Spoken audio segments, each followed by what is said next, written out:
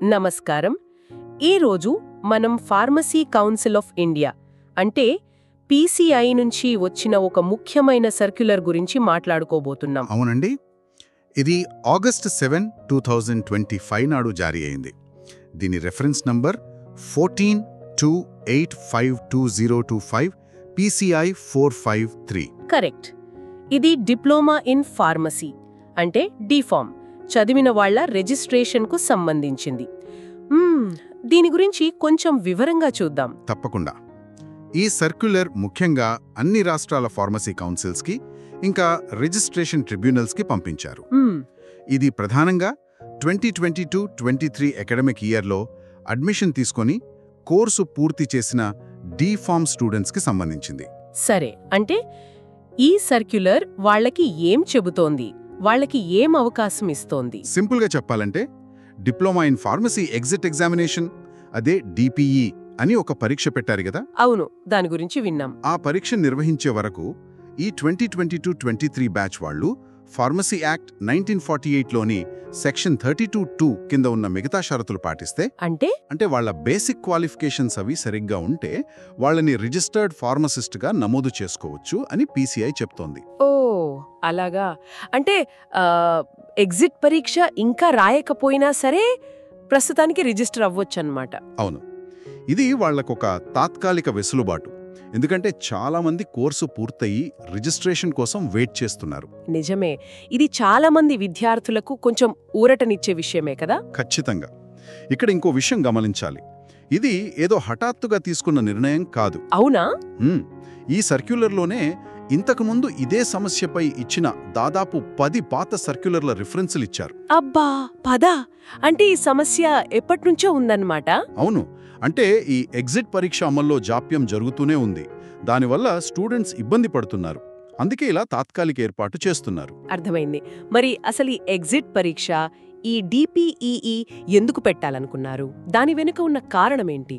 అది 2022 ఫిబ్రవరిలో PCI diploma in pharmacy exit examination regulations 2022 అని తీసుకొచ్చింది. దాని మెయిన్ ఉద్దేశం ఏంటంటే డిఫార్మ్ పాస్ అయిన ప్రతి ఒక్కరూ ఫార్మసిస్ట్గా ప్రాక్టీస్ చేయడానికి కావాల్సిన కనీస నాలెడ్జ్, స్కిల్స్ ఉన్నాయని నిర్ధారించుకోవడం.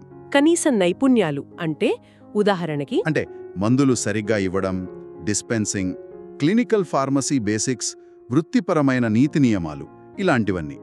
దేశం మొత్తం ఒకే స్టాండర్డ్ ఉండాలని. ఇది మంచి ఆలోచనే కదా, ప్రమాణాలు పెంచడానికి. మరి ఆ పరీక్ష ప్లాన్ ఎలా ఉంది? ఎలా జరగాలి? ప్లాన్ ప్రకారం అయితే 8 సబ్జెక్టుల నుంచి 3 మల్టిపుల్ చాయిస్ క్వశ్చన్ పేపర్లు ఉంటాయి. 3 పేపర్లా? అవును, ప్రతి పేపర్కి 3 గంటల టైం. పాస్ అవ్వాలంటే ప్రతి పేపర్లో మినిమం 50% మార్కులు రావాలి. మళ్ళీ 3 పేపర్లు ఒకే అటెంప్ట్లో క్లియర్ చేయాలి. అది కొంచెం కష్టమే అనిపిస్తోంది. అవును, కొంచెం టఫ్గానే డిజైన్ చేశారు. ఈ పరీక్ష పెట్టే బాధ్యత NBMESకి ఇచ్చారు. NBMS అంటే national board of examinations in medical sciences. వాళ్ళు మెడికల్ ఫీల్డ్లో చాలా పెద్ద పెద్ద ఎగ్జామ్స్ కండక్ట్ చేస్తారు కదా, వాళ్ళకి అప్పగించారు. సరే, మరి అంతా ప్లాన్ చేసినప్పుడు పరీక్ష ఎప్పుడు జరగాల్సింది, ఎందుకు జరగలేదు? అదే కదా ఇప్పటి సర్క్యులర్కు కారణం. ఎగ్జాక్ట్లీ. ఫస్ట్ ఎగ్జామ్ అక్టోబర్ 2024లో జరగాలి. కానీ NBMS దాన్ని పోస్ట్పోన్ చేసింది. ఎందుకు అనేది స్పష్టంగా తెలియదు, కానీ నిరవధికంగా వాయిదా వేశారు. అయ్యో, దానివల్లే ఈ 2022-23 బ్యాచ్ వాళ్ళు ఇరుక్కుపోయారన్నమాట. కోర్స్ అయిపోయింది, కానీ రిజిస్ట్రేషన్ లేదు. అవును, వాళ్ళ జాబ్స్, కెరీర్ అన్నీ ఆగిపోయాయి. అందుకే వాళ్ళ పరిస్థితి చూసి పీసీఐ ఈ తాత్కాలిక రిజిస్ట్రేషన్కి ఓకే చెప్పింది. ఇప్పుడింకా పరీక్ష విధానాన్ని సింప్లిఫై చేసే ఆలోచన కూడా ఉందంటున్నారు కదా, 3 పేపర్ల నుంచి 1 పేపర్కి. అవును, అలాంటి చర్చలు కూడా జరుగుతున్నాయని సమాచారం.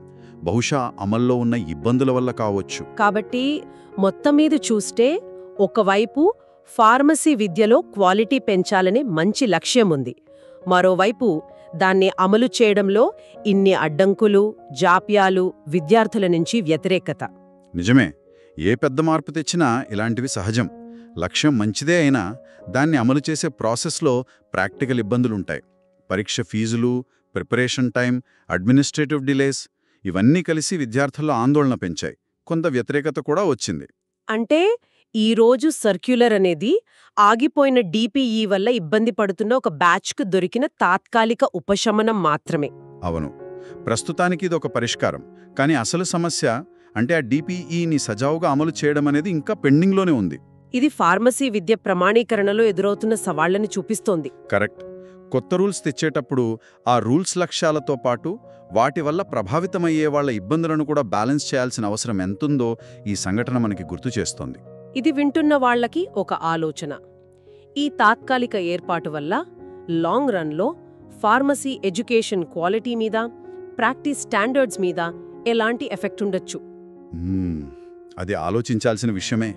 అలాగే భవిష్యత్తులో ఇలాంటి నేషనల్ లెవెల్ ఎగ్జామ్స్ పెట్టాలనుకుంటే ఈ అనుభవం నుంచి ఎలాంటి పాఠాలు నేర్చుకోవచ్చు? దీనిపై మీ అభిప్రాయాలు కామెంట్స్లో పంచుకోండి.